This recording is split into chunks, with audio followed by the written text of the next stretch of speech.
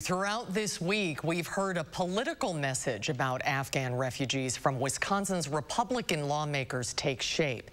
Even though incoming refugees are thoroughly vetted before landing in the U.S., a message is emerging that, without proof, questions that process. Our Naomi Coles has been tracking that and joins us to break it down. Naomi? I've been talking to veterans who are concerned by that message, many of whom have spent the last 10 or so days in a constant battle to rescue their former Afghan colleagues. One note, yesterday's death of 13 U.S. service members and almost 200 Afghans in a terrorist attack at the Kabul airport left veterans I've been talking to all week in shock and anger. Their message is the same, but the crisis of the moment has deepened.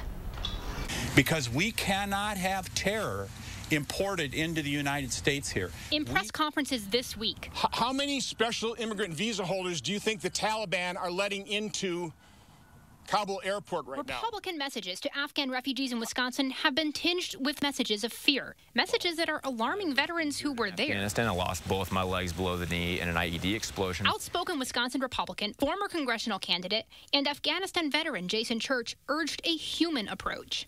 Other veterans I spoke to off camera echoed the same. But the people who were fleeing, who were holding on to an airplane and falling off of it to leave it, to me that doesn't exactly sound like they're leaving simply because they want to conduct terrorist activities here. They're fleeing for their life. We spoke just after Wednesday's press conference. You just heard the Wisconsin Republican message regarding Afghan refugees coming to Fort McCoy. What are you thinking as you listen to that? I appreciated looking at the longer-term issues that could potentially come up from isolating Afghans as they come here. One thing that concerns me is if we let ourselves be driven by fear. If we isolate these people, if we put them as second-class citizens, we're going to create a self-fulfilling prophecy. He says working side by side with Afghans who bled with him. They wanted something that they could build for their own children in Afghanistan, and that has been taken away. That's fundamentally formed his message, one he says should rise above politics and focus instead on welcoming refugees without fear. We have had terrorists in our own society.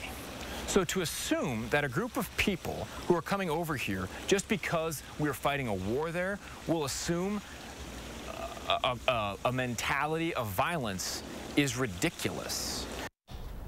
I'll be airing more from that interview on Sundays for The Record. That airs after Face the Nation. You'll also hear from a veteran group working to evacuate hundreds from Afghanistan right now, including one Madison family's rescue that Madeline O'Neill shared earlier this week. Naomi, thank you. This is still a developing story, so be sure to stay with News 3 and Channel3000.com for all of the local efforts to help the refugees, as well as what is happening overseas.